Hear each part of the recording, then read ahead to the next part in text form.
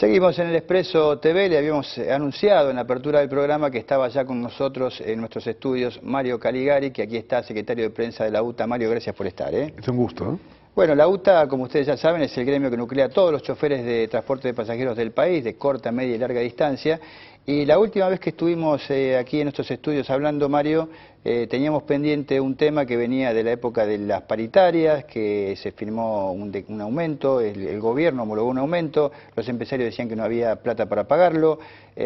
¿Cómo terminó todo eso? Bueno, la realidad es que la paritaria fue bastante larga este año, comenzó en enero y termina ahora hace muy poquitos días, con lo cual nos llevó casi 9 meses de discusión. Casi un parto, diríamos.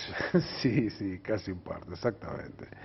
Y la realidad que en estos 9 meses de discusión pasó de todo, desde medidas de fuerza, amenazas de trabajo a reglamento, que hemos tenido que hacer en algunas oportunidades para poder defender un poco lo que es nuestro salario. La discusión fue muy dura, muy difícil, muchos meses, y sobre el final firmamos el 23%. Eso te iba a preguntar, ¿con qué firmaron? Porque había un porcentaje y además una suma fija. Exactamente. Es exactamente lo mismo que firmamos para corta y media distancia. Es el 23% no remunerativo y a partir de mayo remunerativo hasta fin de año. Correcto. Con lo cual hemos podido cerrar y firmar esta paritaria que, vuelvo a insistir, nos costó mucha discusión, especialmente con el sector empresario y en algunas ocasiones también con los propios funcionarios, ¿no? El sector empresario que decía que faltaban 100 millones de pesos por mes para poder financiar, estamos hablando de larga distancia, ¿no? El sector cuando fue el conflicto del paro de los 5 días, que fue en larga distancia, 100 millones de pesos por mes que no estaban y que, bueno, evidentemente aparecieron. Sí, el gobierno le autorizó un aumento de tarifa que, según los empresarios, según insisto en esto, el sector empresario, no era suficiente, ya que algún problema que hay de competencias hizo que la carga de pasajeros disminuyera.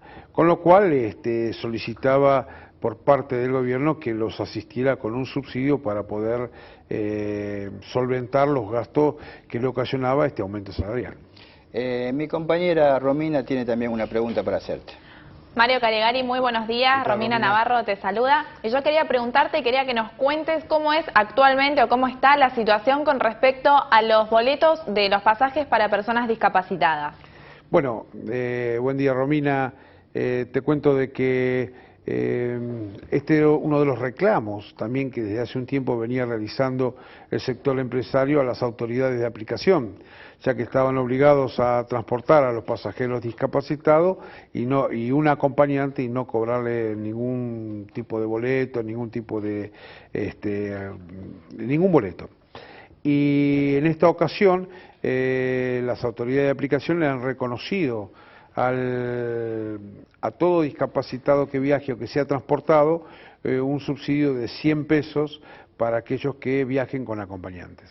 O sea que es un paliativo por lo menos. Es algo que indudablemente está mal.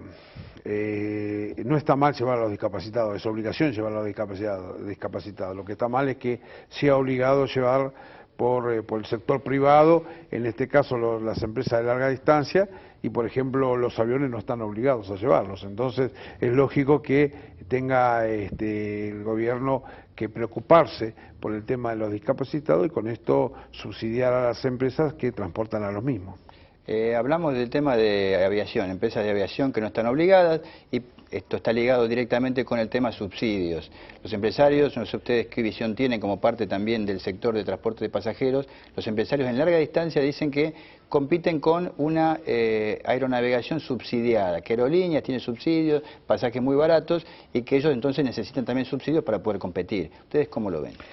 No, nosotros vemos, no está mal el tema de los subsidios, la preocupación del Estado es en que la gente pueda viajar y que el costo de los pasajes no tenga una influencia muy importante en el gasto. Entonces no vemos mal el tema, lo que vemos mal que si el sector de larga distancia une alrededor de 1000 ciudades en todo el país, es medianamente lógico que alguna de esas ciudades que une no hay rentabilidad, que es una función social, y que esa función social tenga algún tipo de subsidio por parte del Estado, ya que también los subsidios son para todo el transporte. Entonces, nos parece que esa función social de unir las 1000 ciudades debería estar compensada por parte del Estado. Yo alguna vez escuché a algún empresario contar que, bueno, que hay sectores del transporte de larga distancia, sobre todo, que están sobredimensionados, porque llegan a lugares que no son rentables. Bueno, ¿cómo llegaron siendo privados a un lugar rentable? Dicen que algunos han ocupado, en la época de la desregulación, corredores que no eran rentables simplemente para que no los ocupe la competencia. ¿Esto es así? ¿Está sobredimensionado? Yo creo que hay de todo un poco. Es un combo de situaciones que se está dando o que se ha dado. También se ha dado algunas situaciones en las cuales la desaparición del ferrocarril, claro, y la disminución de las frecuencias aéreas también hizo el crecimiento por parte de las empresas de larga distancia. Entonces pasaron a cumplir una función que dejó de cumplir tanto el ferrocarril como en el avión. Cuando se empieza a reordenar todo lo que es el tráfico de pasajeros en larga distancia, y sí, indudablemente algunas unidades, algunos servicios, algunas frecuencias están de más, con lo cual el hecho de hacer frecuencias de más por parte de los empresarios, por parte de las unidades de micro, genera un gasto que no es rentable, genera un gasto. Ese micro no, esa unidad no es rentable, con lo cual trabaja a pérdida. Hubo una idea que anduvo rondando por algunos sectores empresarios en la época de la paritaria, en la que no se ponían de acuerdo, que era la de ir a una especie de monoconducción, es decir, sacar el doble conductor en la larga distancia para abaratar costos. Esto quedó de lado, ¿verdad? Sí, por supuesto. Era una locura más de algún sector que, como siempre, intenta sus ganancias o sus pérdidas regularla a través de los trabajadores. Y nosotros, bajo ningún punto de vista, como organización sindical, vamos a permitir que haya una monoconducción. Una locura más en un país como el que nosotros tenemos, donde las distancias son largas, donde las horas de conducción a veces son extenuantes y se necesita el relevo a bordo, como es el que vamos haciendo y estamos haciendo desde hace más de 70 años. Con lo cual, pretender una monoconducción, regular la economía de las empresas con la monoconducción, era una barbaridad, una locura. Como sector gremial, ustedes eran uno de los que venía reclamando desde hace tiempo por el tema de ganancias. Era muy bajo el mínimo no imponible, los sueldos, hay que reconocer también, cada vez son más altos, y realmente abarcaba a muchísima gente. ¿Cómo impactó dentro del transporte, dentro de los choferes, esta medida del gobierno de eliminar ganancias para los sueldos brutos de menos de 15.000 pesos? Bueno, nosotros esto lo dividimos en dos aspectos. Uno es el aspecto de que decimos que el salario no es ganancia. El salario es salario, entonces debería desaparecer lo que se denomina ganancia dentro del salario. Y en segundo lugar, el 100% de los trabajadores de UTA estaba pagando impuestos a las ganancias. Todos. Con el 100%. Todo. Con este aumento, solamente el 15% de los trabajadores de UTA va a pagar impuestos a las ganancias. Entonces, realmente es algo que estaba muy demorado, es una decisión política tomada por el gobierno que es acertada en esta oportunidad. Y si hablamos de decisiones políticas y de política en un año electoral, tenemos que hablar de la CGT. Ustedes están en la CGT que encabeza el metalúrgico Antonio Caló, una CGT más cercana al gobierno, la otra es la de Hugo Moyano.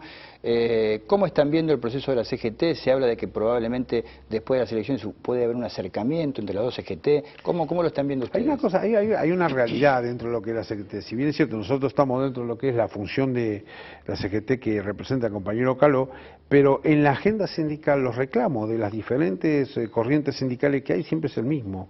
Y el reclamo nos une, porque todos reclamamos exactamente lo mismo. Ahora, esas decisiones políticas no tengo ninguna duda de que en algún momento vamos a entrar en la posibilidad de la unidad y que nos vamos a juntar para el bien de todos los trabajadores. El hecho de que estemos divididos en las conducciones no es bueno para los trabajadores, entonces creo que lo vamos a poder lograr. Mario, yo te agradezco por haber estado aquí en el Expreso TV y bueno, saludo para toda la gente de la UTA y bueno, estamos en contacto ante cualquier cosa que pueda suceder. Es un gusto venir acá y charlar con ustedes. Muchísimas gracias.